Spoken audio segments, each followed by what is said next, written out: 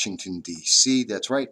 I'm about to go over to CPAC, I've been doing some coverage, if you may have noticed, on the YouTube channel at No Soundbites Allowed, covering CPAC for the Southern Tier region, Central New York, as well as just having a great time there. So far, you may have noticed some of the things that we covered, including Vice President Mike Pence when he made his speech yesterday.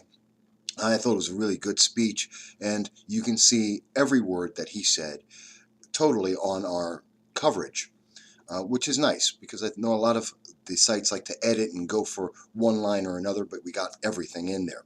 In addition, I think we had some great information on one of the breakout sessions talking about none other than the Second Amendment.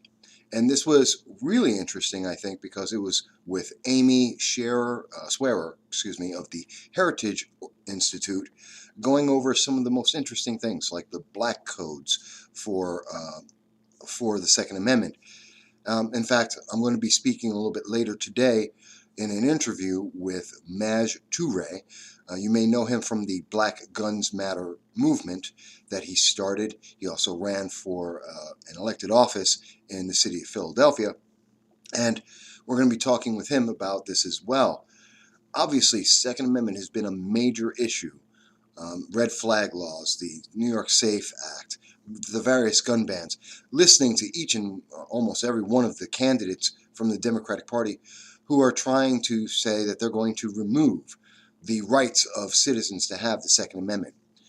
It's been incredible, some of the conversations that we've had, some of the issues that have been tackled, and some of the facts that are being presented.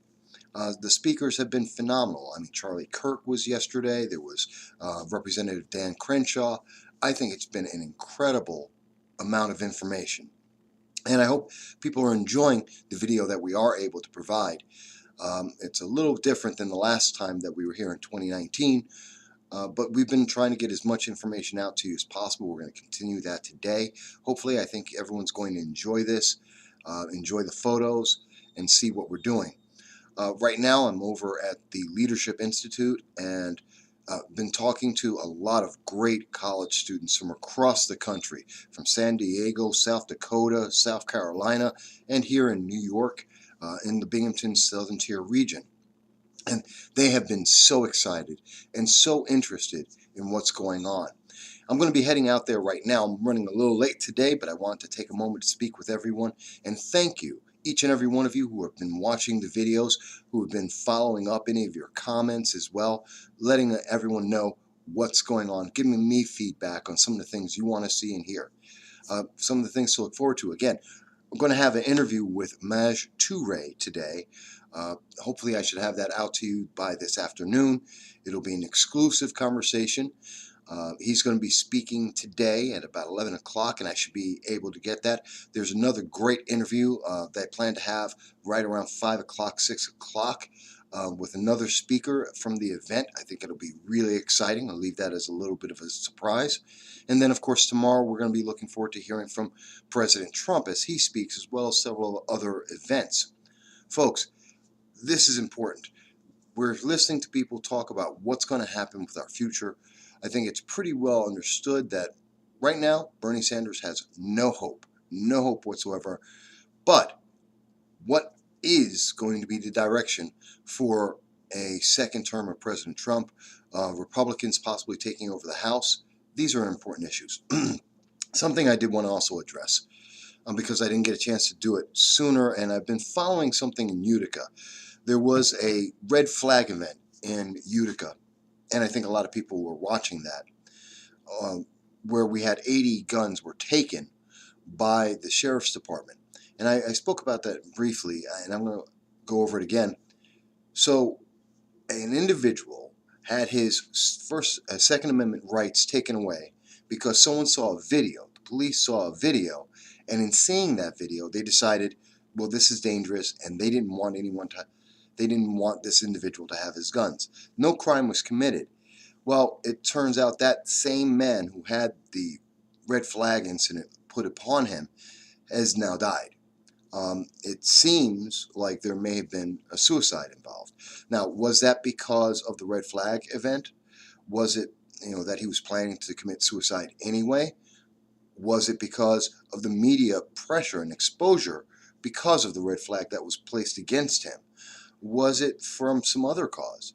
It's unclear at this moment, but I have to believe, and it seems like this individual, and I was following the news from news channel, it was Utica, WUTQ in Utica, was been covering this, and I was speaking with some of their people, and it's really troubling to me. It's really troubling to me that this individual got, without their knowledge, was taped. The video was put out and obviously put pressure on the business and that individual. The police then came without any notice, any kind of crime being committed, any complaint being committed to the police, and they took this individual's Second Amendment rights and chilled his First Amendment rights by silencing this individual.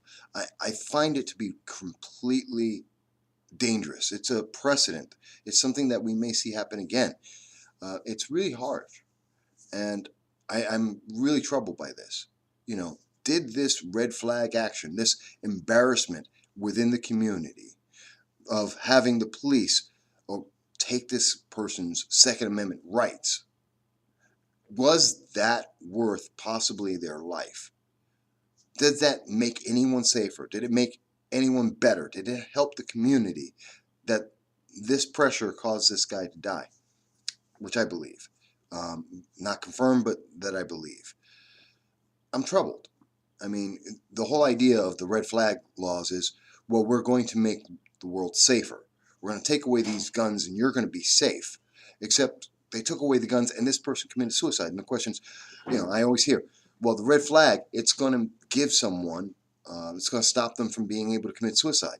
But it seems this guy did commit suicide.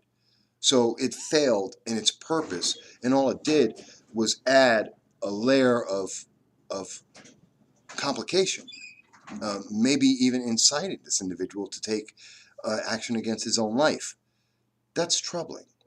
Well, it's a question that we really need to go into, and I'm a little tired, and I have to get over to CPAC, and I do want to cover a lot of the news that's going on over there, so I'm going to leave it there, but I want to hear what you think. Do you think it's okay that the red flag law may have caused someone to die, even though they're supposedly not? They're there to stop someone from killing themselves. Is it okay to take someone's Second Amendment rights without a crime ever being committed, without anyone complaining, just because members of law enforcement, members of the government saw a video about it? Is it right in general to take away someone's Second Amendment rights? These are important questions, and they're questions that I was talking with Amy Swearer. I was talking with Stephen Hallbrook at CPAC, and I plan to be following up with them in the Heritage Foundation on this.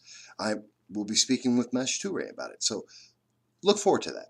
And please send me your messages, your texts, your notes. You can reach me on, obviously, MV Consult on Twitter. You can find me on No Soundbites Allowed on YouTube, and of course Voss Political Commentary on Facebook. I'm looking forward to hearing what you guys have to say. Sorry if it was a little disjointed today. I've been up for many hours and I'm still going back. It's nonstop, so if I seem a little off, I'm just a little tired, but I'll talk to you guys again really, really soon. Thank you.